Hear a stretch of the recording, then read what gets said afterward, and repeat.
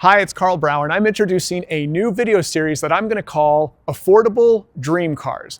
This series is going to focus on used vehicles that you can buy for under $25,000. That's well below the cost of the average 1 to 5-year-old used car today, and it's about half the price of the average new car today. And these are going to all be, again, dream cars, affordable dream cars that you can get for a great price and find amazing value and have a lot of fun with. So let's get started with affordable dream cars. In case you haven't already figured out, given what I'm standing next to, this particular video is going to focus on the BMW 3 Series E46 generation. This is the 4th generation BMW 3 Series, and it was built between 1997 and 2006. In the US, it was sold here between 1999 and 2005, except for the coupes, the convertibles, and the M3s, because I think the Germans just love to make it as messy as possible when they have these generational changeovers, and they spread them out over a couple of years, making it hard for us to look back and know when the generation actually ended. But this particular one is a 2001 BMW 325 Ci convertible, and we're going to get into more of the details of what the BMW E46 generation has to offer. While there's a long history and several generations of BMW 3 Series, in my not so humble opinion, the E46 is the best one. Everything from its perfectly hydraulic power-assisted steering and weighting and feel, to its 3,500-pound curb weight, to its gorgeous styling, pretty much makes this peak driver's car, and in my opinion, that's peak BMW. The previous E36 generation is a little lighter and it's a little more tossable, but I don't think it looks as good, and it didn't have as much power or as much advanced technology. And the next generation, E90, it did come with a retractable hardtop for the convertible, which I always like. And of course, the M3 version had a V8. But that car is going to be several hundred pounds heavier than this one here. And while I could be talked into a really nicely spec'd E90 M3 with a V8, I still consider the E46, this one right here, overall, the best generation of BMW 3 Series. I've already mentioned how much I like this car's styling and its driving dynamics and its perfect steering feel, but I need to also mention how durable these things are. The drivetrains are incredibly robust and they can go for a very long time. Now, how do I know this? Well, the car you see sitting next to me has 216,000 miles on it. I got it 3 years ago with 205,000 miles. And since then, it has been my primary driver. I use it to go throughout the LA and Orange County area whenever I need to drive somewhere. And I've also had several road trips in the vehicle, including Palm Springs, Las Vegas, and up above Ojai in the Santa Monica mountain range, going down Lockwood Valley Road and then the 33 for some driving fun. And the car has been 100% dependable and really offered nearly flawless performance. Now, I say nearly flawless performance because the car does have one minor mechanical kind of hiccup or quirk, and that is at low RPM, when you've just come off the throttle, the tachometer and the engine will dip down to about 400, 450 RPM briefly, and then it'll bounce back up to where it should be around 600 or 700 RPM.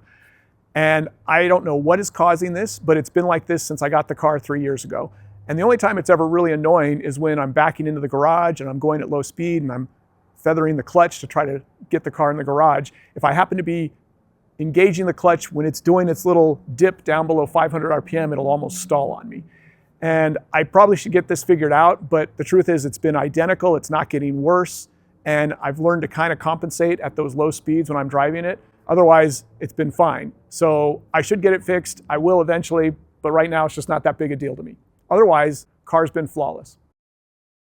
In terms of work that I've had to perform on this vehicle in the last 3 years, it's been pretty minor. The most expensive was that I got the tie rod ends and the bushings in the front suspension replaced, because that is a known wear point on these cars.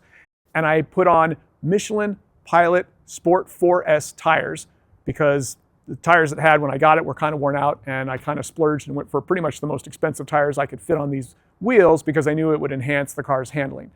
And finally, I did put in an M Sport steering wheel, just like it would have if it was a E46 M3 from this generation, because I like the thicker steering wheel rim. I think that enhances everything about this car, my favorite characteristics being the steering feel and feedback. That's really it. That's really all the money I've had to invest, and I put together videos on each of those things, and I will link to those in the description. You can see some other minor things I've done. I did some replacement in the cup holder area because those were wearing out, and under the armrest storage. These were pretty minor and low cost things and pretty easy to do. But for the most part, it was really just that suspension work, the tires, and the steering wheel, all of which, of course, added to what I consider the best characteristic of this car, and that, of course, is its driving dynamics. Another common wear area on these cars is the valve cover gasket. It tends to start leaking after several years or maybe 70 to 100,000 miles. Ask me how I know. It's leaking on this car, but it's pretty minor, so I haven't gotten around to fixing it yet, but I'm probably going to get that done next. And then on these convertibles like this one, they've got these threads that pull the rear pillar inner liner for the convertible top tight right by the rear windows, and the threads just wear out and they break after, well, 20 plus years. And that's happened on this car. It's not really affecting the car's daily drivability, so I haven't fixed them yet either, but I would like to get those done just because otherwise they're flapping around when you drive the car. There's one other thing that you definitely want to be aware of on these cars because it could spell disaster for your engine, and that is the expansion tank for the coolant system. On these earlier E46 models, they're a plastic tank right next to the radiator, very accessible. It's where you check the coolant level. Unfortunately, because they're plastic, they're subjected to all the heat variation between the coolant temperature and the engine temperature underneath the hood. And we all know what happens to plastic when it goes through multiple heat cycles over several years. If you aren't careful, that thing can crack without you knowing it. It'll start leaking coolant, and you won't be aware potentially until suddenly your temperature gauge is spiking. And if you have an overheating issue with this engine, you can warp the head, and now you're looking at a full engine rebuild to fix it. So while it's this minor, easily accessible, and really inexpensive part, you can get them for less than $100 all day online.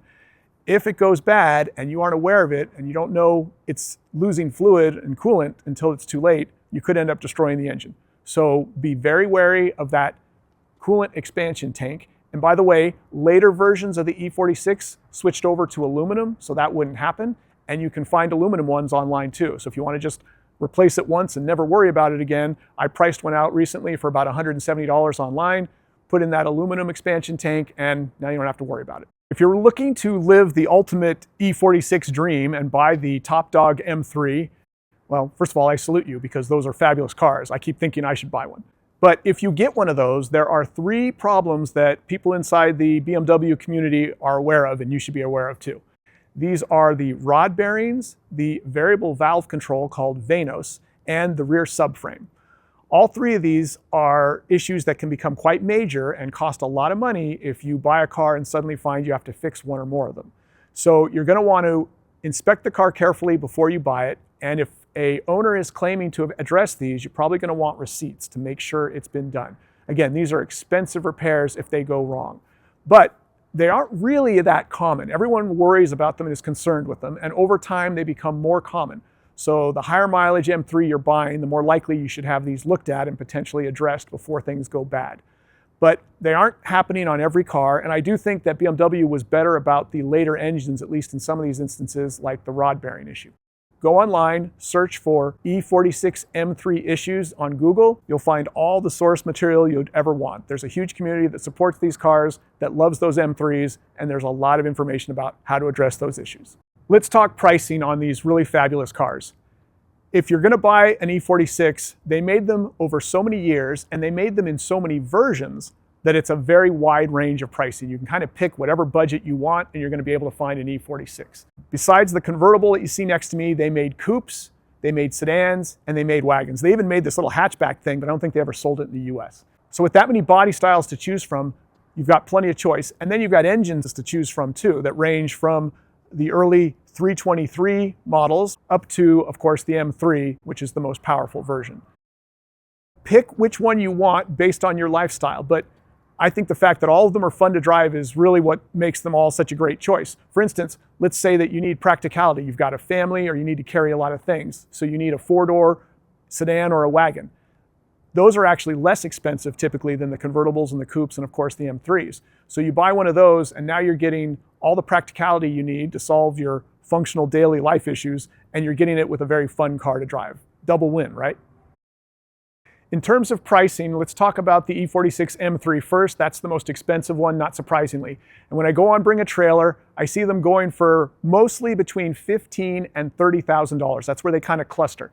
Now, if it's a low mileage one, it's going to be more expensive than that. And if it's a Laguna Seca Blue one, it's going to be even more expensive. You get a low mileage Laguna Seca Blue model, and with a 6-speed manual transmission, which is always more expensive than the SMG single clutch transmission these had, that's where you're going to pay the most money. You're going to easily pay $50,000 plus.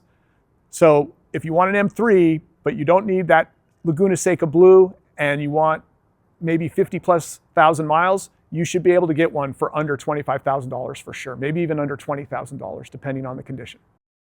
If that is still too much money for your budget, don't despair. While the M3 makes 333 horsepower, you can get the next step down in performance, and that one's called the ZHP.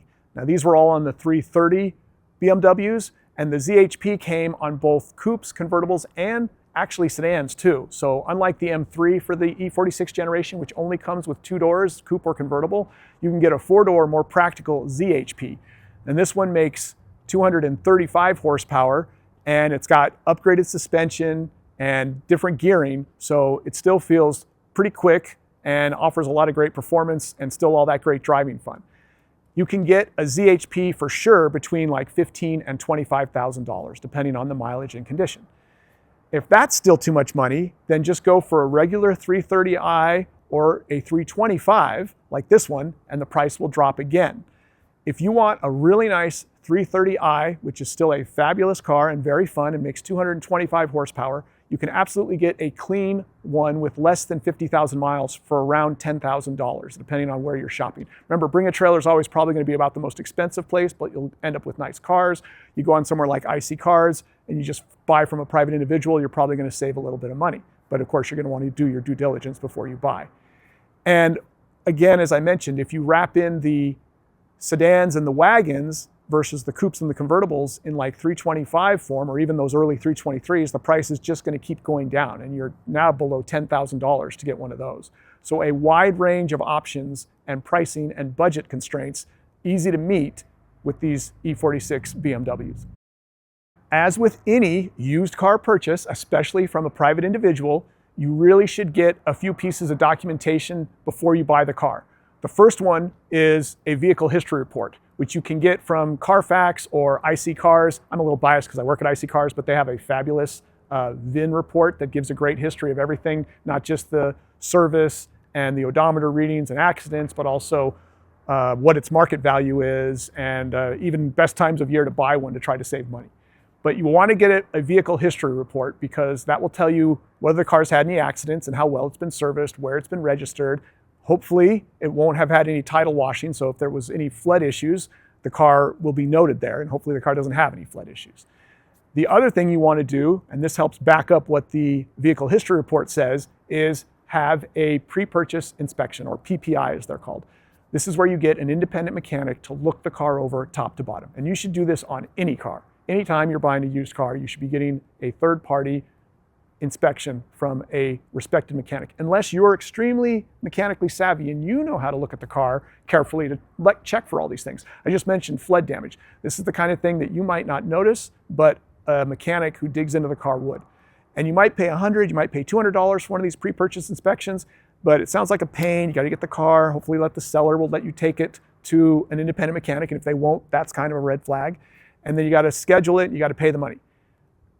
The alternative is you buy the car and you find out there's a major issue, and that $100 to $200 in extra due diligence before you bought will seem like the best investment you could have made when it's too late. And honestly, the peace of mind by the time you're putting your money down when you've done that pre-purchase inspection, I think it's worth it. So always get one of those to help ensure the car is what it appears to be. Now, if you find a BMW 3 Series E46 configured the way you want, priced the way you want, and everything checks out from its vehicle history report to the pre-purchase inspection, these cars can be, as I said before, and the reason I'm even doing a video on them, fabulous daily drivers, really fun cars to enjoy.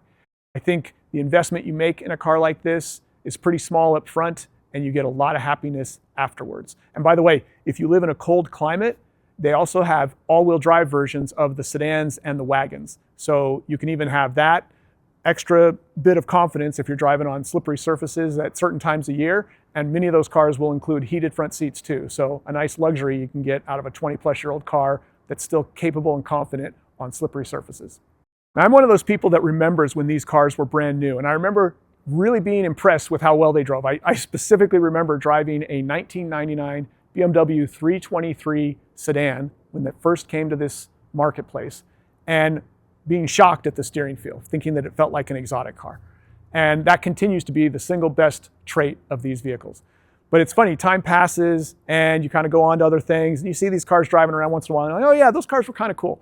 Well, they're not kind of cool. They're extremely cool. I've had this one for 3 years. It's been an incredibly good refresher on how affordable these cars are, how much fun they offer, how good they look, how durable they are. They're even pretty fuel efficient. If you're not being overly aggressive, you'll get 20 to 30 miles per gallon out of these cars easily. So this is one of those cars that, despite being 20 plus years old, it's completely functional, and not even just functional, but fabulous in the modern world in every way. And you still get things like traction control and anti-lock brakes. So they've got a lot of modern conveniences. And if you get one with the factory navigation system, there's all sorts of great aftermarket options where you can get Apple CarPlay and Android Auto installed in these things that literally bolts into that same space where the nav system was. So I absolutely dub this car an affordable dream car. And if you've got somewhere between really like even $8,000, but certainly $10,000 to $25,000, you can find an extremely nice one. And I suggest you get out there and shop for one, because they built a lot of these. They built hundreds and hundreds of thousands of these cars over the production run. But I think people are starting to figure it out, and you're seeing them start to get snapped up more and more. So if you see a good one, make your move.